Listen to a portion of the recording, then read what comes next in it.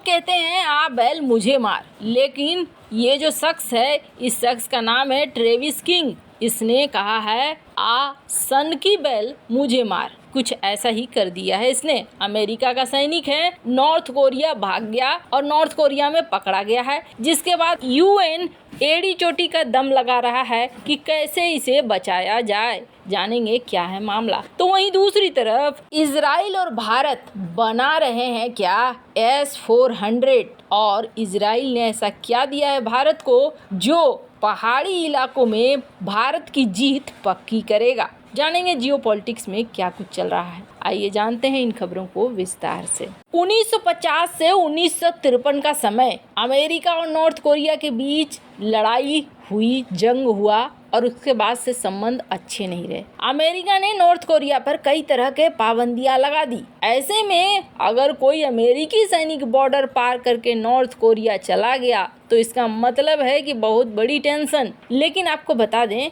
ये पहला मौका नहीं है जब कोई अमेरिकी भागकर नॉर्थ कोरिया चला गया हो। 1965 में अमेरिकी सार्जेंट चार्ल्स रॉबर्ट जेनकिंस, इसको वियतनाम जंग में हिस्सा लेने के लिए भेजा जा रहा था। जंग में हिस्सा लेने से बचने के लिए ये नॉर्थ कोरिया भाग गया। नॉर्थ कोरिया वालों ने इसे पकड़ लिया और पकड़ने के बाद पूरे 39 साल बाद 2004 में उसे छोड़ा, जब वो किसी काम के लायक नहीं रह गया। अब नॉर्थ कोरिया से उसे लौटने की इजाजत 39 साल बाद मिली। बेचारा सोच रहा होगा कि इससे अच्छा तो जंग ही लड़ लेता। जापान लौटने के बाद उसने बताया कि नॉर्थ कोरिया के सैनिकों को इंग्लिश पढ़ा रहा था वो। 2009 में एक और घटना होती है। एक मिशनरी चीन की तरफ से क्रिसमस के दिन नॉर्थ कोरिया में घुस गया। इस दौरान उसने हाथ में बाइबल पकड़ी थी। वो जोर जोर से चिल्ला रहा था, जीसस लव्स नॉर्थ कोरिया, और फिर भी इसे पकड़ लिया गया। हालांकि इसकी किस्मत अच्छी थी,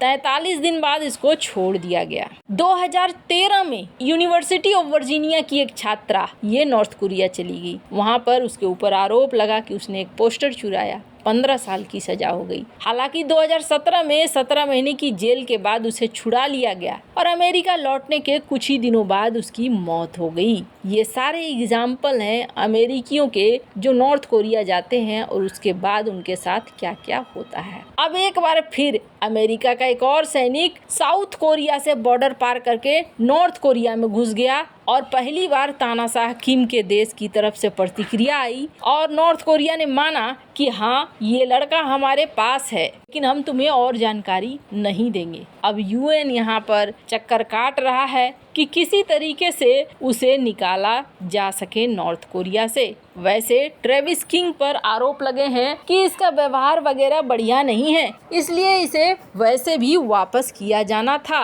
लेकिन अमेरिका जाने के डर से ये भाग गया नॉर्थ कोरिया। खैर, इतना सब कुछ जानने के बाद भी कि नॉर्थ कोरिया में ऐसे हालात हैं, कोई कैसे नॉर्थ कोरिया भागने की सोच सकता है। सनकी के साथ साथ महासनकी होना बेहद जरूरी है ऐसा करने के लिए। खैर, स्क्रीन पर आप देख सकते हैं आर्टिकल इस आदमी को वापस लाने की कोशिश में लगा हुआ है। अब यूएन किम जोंग उन कह रहा है हमें अमेरिका से कोई बात नहीं करनी है। तो वहीं दूसरी तरफ दो बड़ी चीजें इजराइल और भारत कर रहे हैं। पहली बात तो ये, इजराइल और भारत की दोस्ती कुछ न कुछ अलग जरूर करती है। पहली बात, भारत अगला जंग अगर लड़ेगा तो ये जंग पहाड़ों पर होने वाला है।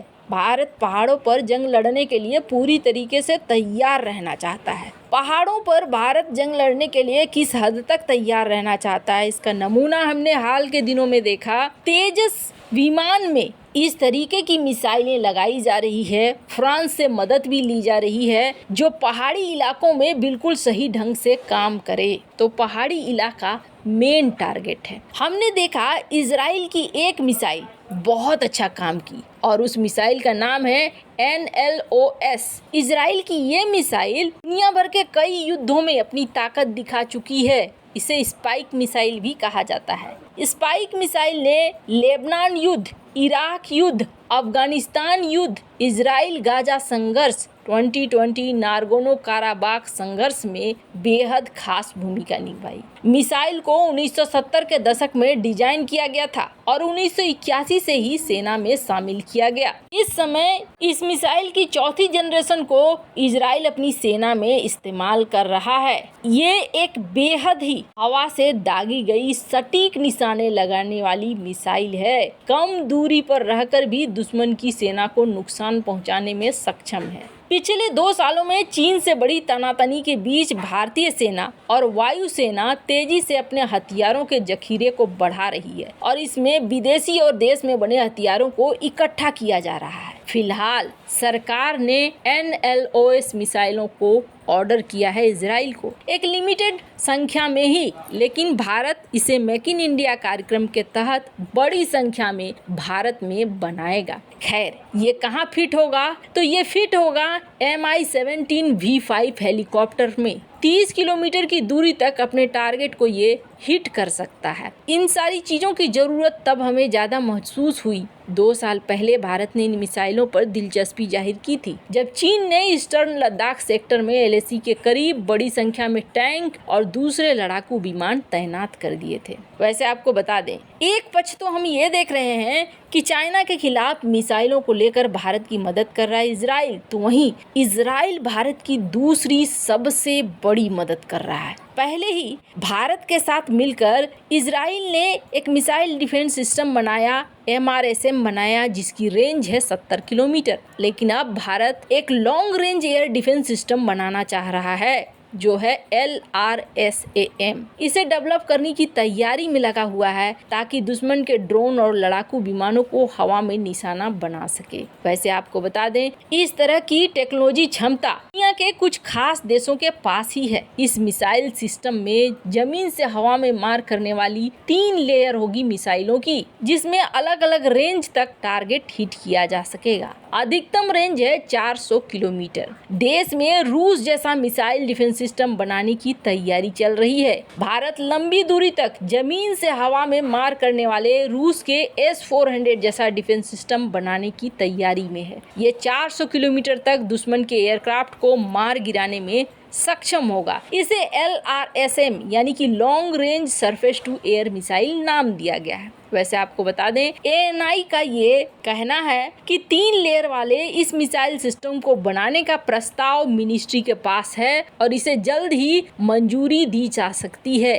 भारत इसे बनाने के लिए 20.5 हजार करोड़ खर्च भी करने को तैयार है। अब ये डिफेंस सिस्टम अगर तैयार हो जाता है तो समझ लीजिए कि भारत की ताकत बहुत ज्यादा बढ़ जाएगी। वैसे भी चाइना के पास जो S-400 है वो भारत को मिले S-400 से अलग है, और भारत और इजराइल अगर किसी हथियार को बना सकते हैं, डिफेंस सिस्टम को बना रहे हैं, तो वो तो कमाल का होने वाला है, क्योंकि इजराइल साबित कर चुका है कि डिफेंस सिस्टम बनाने के मामले में उससे ज़्यादा आगे कोई नहीं है। वैसे इन सब मामले में आपकी क्या राय है, कमेंट कर जरूर बताएं। जल्द मिलते हैं अगली वीडियो में नई खबर के साथ।